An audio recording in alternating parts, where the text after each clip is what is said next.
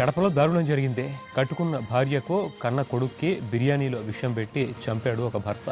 అనంతరం నగర శివారులోని పాలకొండ అటవీ ప్రాంతంలో ఖననం చేశాడు. ఏమీ తెలియనట్లు తన భార్య కొడుకు అదృశ్యమయ్యారని పోలీసులకి ఫిర్యాదు చేశాడు. 2 నెలల క్రితం జరిగిన ఈ హత్యల మిస్టరీని కడప పోలీసులు ఛేదించారు. భర్తే హంతకుడని గుర్తించారు. బిర్యానీలో విషం పెట్టి భార్యని రక్త సంబంధాన్ని తెంచుకున్నాడు. పోలీసులు నిందితుడిని అదుపులోకి తీసుకుని కేసు దర్యాప్తు చేస్తున్నారు.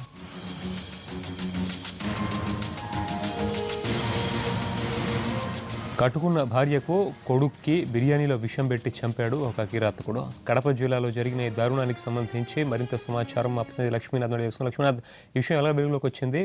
పోలీసులు ఏం చెప్తున్నారు?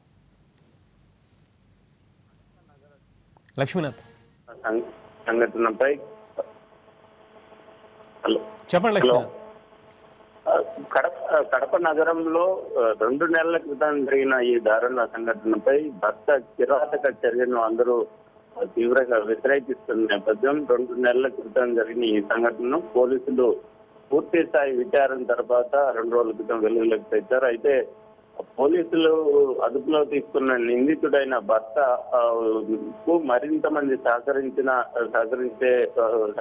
ఉండవచ్చన్న అనుమానంతో ఇంకా దర్యాప్తును విచారణను పూర్తి కానివ్వలేదు. అయితే తానే ఈ హత్యలకు పాల్పడ్డానని భర్త తనకు వివాహం అయినప్పటి నుంచి భార్యతో సఖ్యత లేని కారణంగా భార్యను అడ్డు తొలగించుకోవాలనే ఉద్దేశంతో ఈ దారుణానికి పాల్పడినట్టు ఆ కిరాతకుడు పోలీసులకు ఇచ్చిన ప్రాథమిక సమాచారంలో తెలుస్తుంది. అయితే డిసెంబర్ 11వ తేదీన భార్య భర్త కొడుకు కనిపించలేదని భర్తే పోలీసులకు ఫిర్యాదు చేయడంతో పాటు అనంతరం తనకి ఈ సంఘటనకి సంబంధించి ఏం తెలియనట్లు తిరుగుతున్న నేపథ్యంలో పోలీసులు అతన్ని మొదటగా విచారించారు. అయితే ఈ విచారణను మిస్లీడ్ చేస్తూ భార్యకు సంబంధించిన సెల్ ఫోన్ ను మెసేజ్ల ద్వారా ఇతరుల నుంచి మెసేజ్ల ద్వారా పంపడం ద్వారా భార్య వేరొకరితో సంబంధం పెట్టుకొని వెళ్లిపోయినట్లు కొన్ని వదంతులు సృష్టించారు. అయితే పోలీసులను అనేక విధాలుగా ముక్కుది పెట్టిన భర్త చివరికి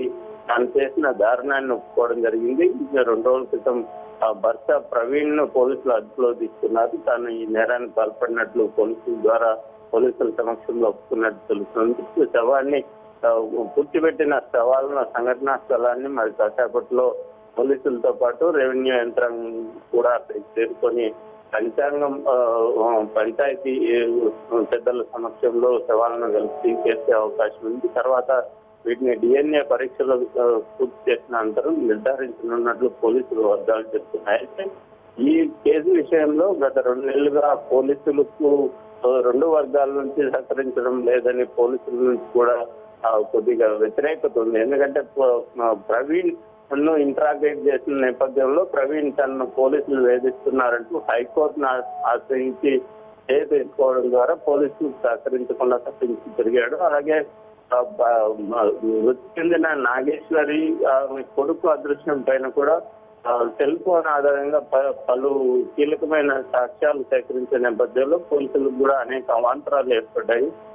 ఆ సెల్ ఫోన్ ను తన వద్దే ఉంచుకొని అనేక మెసేజ్ల రూపంలో పోలీసులు మిస్లీడ్ చేసే విధంగా ప్రవీణ్ వ్యవహరించి ఈ కేసు నుంచి తప్పించుకునే ప్రయత్నం కూడా చేశాడు. మొత్తానికి తాను చేసిన దారుణాన్ని తాను వదిలిపెట్టిన దారుణాన్ని చివరికి పోలీసుల దగ్గర ఒప్పుకున్నట్లు తెలుస్తుంది.